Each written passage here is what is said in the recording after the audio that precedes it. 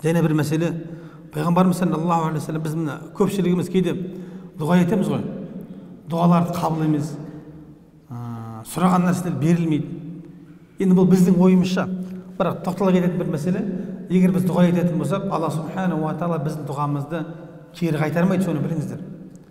Пайғамбарымыз саллаллаху алейхи вассалам хадисінде келеді, егер де пенде екі қолын көтеріп дейді, дұға қылатын болса, Алла субханаху ва тағала олардың екі қолын нөл етіп қайтарудан ұялады дейді. Қараң, Алла тағала ұялып тұр да бізден. Дұға қылдық, Алла тағала береді. Кейде бізден біреу бірдеңе сұрайтын болса, бетіне былжатып айта саламыз ғой. Біз пендеміз де өйткені. Бірақ Алла тағала олай емес екен, ұялады екен да. Бізді жаратты. Қараңыз да, бізге бүкіл нығметін төгіп берді. Біз дұға қылатын болсақ, дұғамызды құр қайтармайды екен да. Дұғаның үш түрі бар дейді. Бірі бірден қабыл болса, екіншісі сізге келіп жатқан жамандық сол дұға арқылы кетеді. Біліңіз, үшінші мәселе ол қияметке қалдырылады. Қияметке қалдырылған өте үлкен болады. Кейде адамдар дұға қылады да, бұл не үшін ескертіп жатырмын? Кейде адамдар келеді, мен дұға қыламын, Құдай мен дұғамды қабыл етпейді, Құдайдың мен рахымынан ұзақтағы адамы, мен күнәһармын деп адам өзін кінәлай береді. Адам кінәламау керек. Алла субханаху ва тағала Құран-ы Керимде ла тақнату мин рахматиллах, Алланың мейірімінен күдер үзбеңіздер деп айтты. Алланың мейірімі шексіз бізге. Алланың мейірімі шексіз. Сіз Аллаға бір тәубе етіңізші.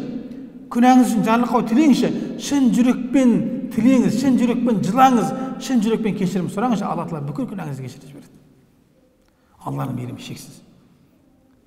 Сол үшін кінәламаңыз. Дұға етсе бе, дұғаңыз қабыл иншалла.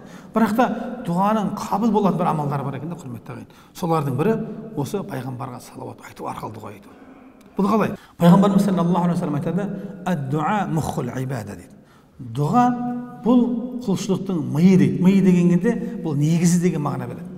Дұға кейбір хадистерде ад-дуа хуал ибада, дұға бұл құлшылық дейді. Дұға бұл құлшылық. Пайғамбарымыз саллаллаху алейхи вассалам хадисінде келеді. Алла тағалаға дұға етіңіздер, Алла тағала дұға тілектеріңізді қабыл етеді. Біліп қойыңыздар, өлі қалыппен жасалған дұға қабыл етілмейді дейді.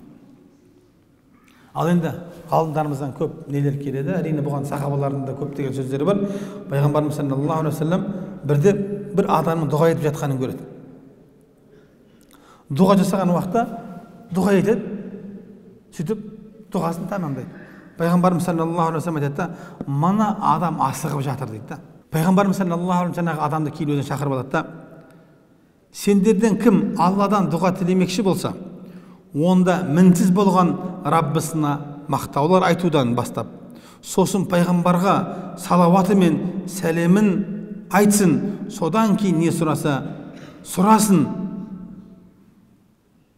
Былай қарасақ, пайғамбарымыз саллаллаху алейхи жаңағы адам шақырып алды да дұға еткен. Дұға қылды, дұғасының басында Аллаға мадақ мақтау айтқан жоқ, пайғамбарға салауат айтқан жоқ та, айтты, мана адам асықты деп айтты да.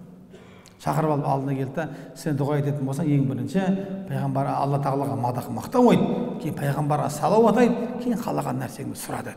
Бұл деген нәрсе, егер де Абу Бәкір Алла разы болсын айтады, адам дұға қылған уақытта дұға ол көтерілмеу, қабыл болмауы мүмкін да, оның қабыл болуына себеп пайғамбарға салауат айту деп айтты да, құрметті ағайын. Абу Бәкір Алла разы болсын сол кісінің сөзінде. Және Умар ибн Хаттабтан да келеді. Көптеген сахабалардан келеді. Дұға ететін болсаңыздар, алғашында Аллаға мадақ мақтау айтыңыздар, кейін пайғамбарға салауат айтыңыздар, кейін барып не қылыңыздар, кейін барып дұға етіңіздер деді.